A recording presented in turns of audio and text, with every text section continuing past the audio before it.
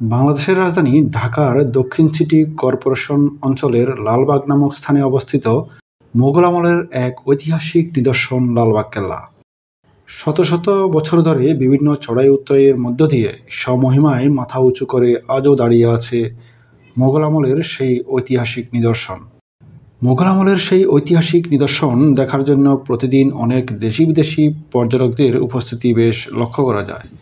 আজকের ভিডিওতে আলোচনা করব লালবাগ কেল্লার ইতিহাস, দেখার কি আছে, কিভাবে লালবাগ কেল্লা যাওয়া যায়, কোথায় খাবারের হোটেল রয়েছে ইত্যাদি।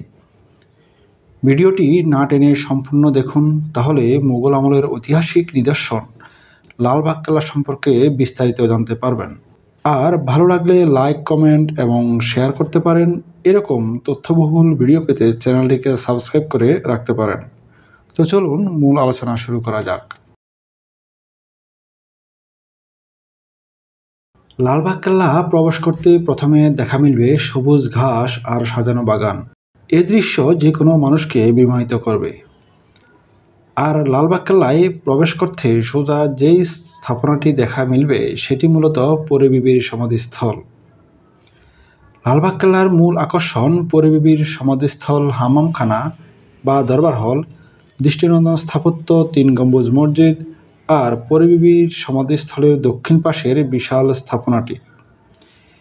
এই সকল স্থাপনাগুলোতে ব্যবহার করা হয়েছে কষ্টি পাথর, মার্বেল পাথর আর রং বেরঙের ফুল পাতার বিভিন্ন নকশা। ইতিহাস থেকে জানা যায়, সম্রাট আওরঙ্গজেবের 3য় পুত্র মোগল রাজপুত্র আজম শাহ বাংলায় সুবেদার থাকাকালীন সময়ে 1678 সালে লালবাগ দুর্গের কাজ শুরু করেন। তিনি বাংলায় 1 বছর 3 মাস সুবেদার হিসেবে দায়িত্ব পালন করেন। পরবর্তীতে মারাঠা বিদ্রোহ দমনের জন্য পিতা সম্রাট আওরঙ্গজেবের নির্দেশে তিনি বাংলা ত্যাগ করে দিল্লিতে চলে যান। সুবেদার আজম শাহ বাংলায় থাকাকালীন সময়ে একটি মসজিদ ও একটি দরবার হল নির্মাণ করেন। সুবেদার আজম শাহ বাংলা ত্যাগ করার পর দুর্গের বাকি কাজগুলো বন্ধ হয়ে যায়। পরবর্তীতে 1680 সালে শায়েস্তা খাঁ পুনরায় বাংলায় সুবেদার হিসেবে নিয়োগপ্রাপ্ত হন এবং বাংলায় এসে দুর্গের নির্মাণ কাজ পুনরায় শুরু করেন। এখানে উল্লেখ্য যে শায়েস্তা খান 2 দফায় এই বাংলার সুবেদার হিসেবে নিয়োগপ্রাপ্ত হয়েছিলেন।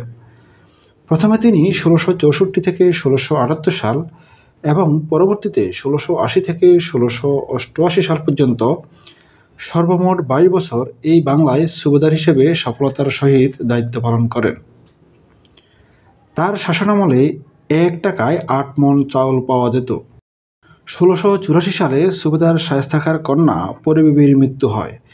কন্যার এই অকাল মৃত্যুর কারণে তিনি দুর্গটিকে অপয়া মনে করেন এবং অসমাপ্ত অবস্থায় দুর্গের কাজ বন্ধ করে দেন। পরী বিবির সমাধিস্থলটি 4 কোণাকৃতির। 4 কোণে 4টি মিনার আর মাঝে একটি অষ্টকোণ আকৃতির গম্বুজ রয়েছে। মাঝের এই গম্বুজটি শুরুতেই স্বর্ণ দ্বারা খচিত ছিল।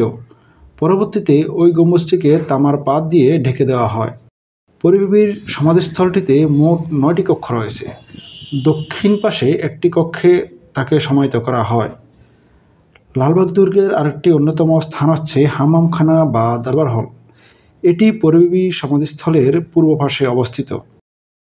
আর পশ্চিম পাশে রয়েছে 3 গম্বুজ মসজিদ এবং দক্ষিণ পাশে রয়েছে বিশাল আকৃতির হলরুম, যা লালবাগ কেল্লার সৌন্দর্যকে আরও বাড়িয়ে তুলেছে। দরবার হল বা হামামখানাটি সুবেদার শায়েস্তা খাঁর বাসভবন ছিল। দরবার হলের 2য় তলা বিচারিক কার্যের জন্য ব্যবহার করা হতো। শত্রুদের হাত থেকে বাঁচার জন্য লালবাগ কেল্লায় একটি গোপন সুড়ঙ্গ পথ তৈরি করা হয়েছিল।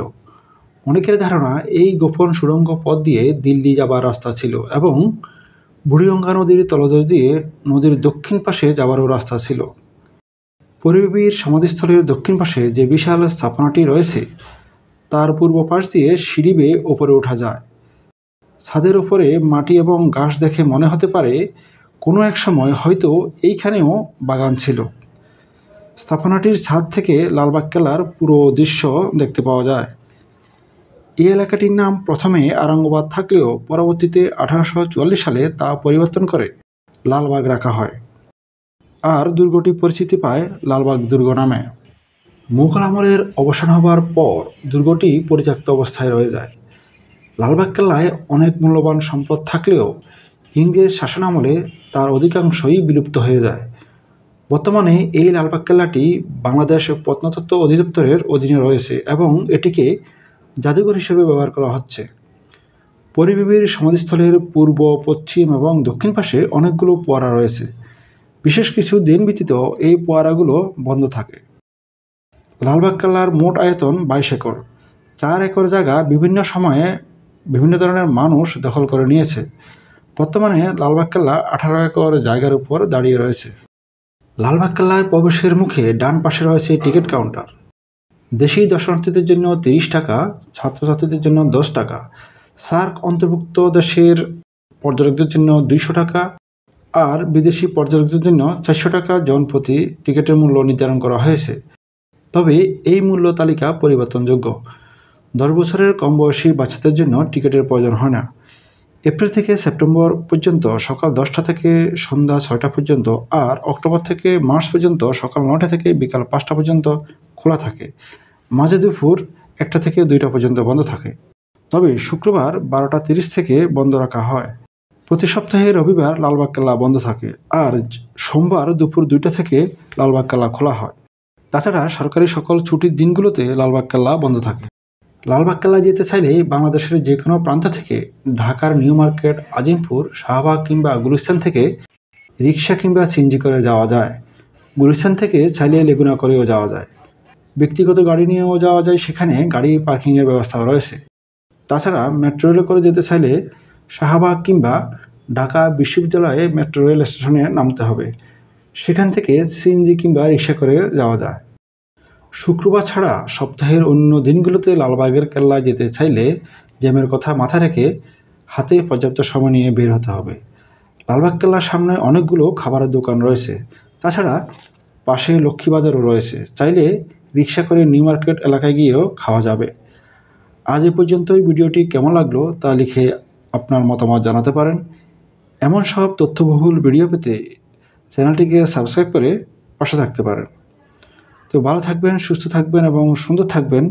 পরবর্তীতে নতুন কোনো ভিডিও নিয়ে আবারও আপনাদের সামনে হাজির হব। ততক্ষণ পর্যন্ত বাই বাই।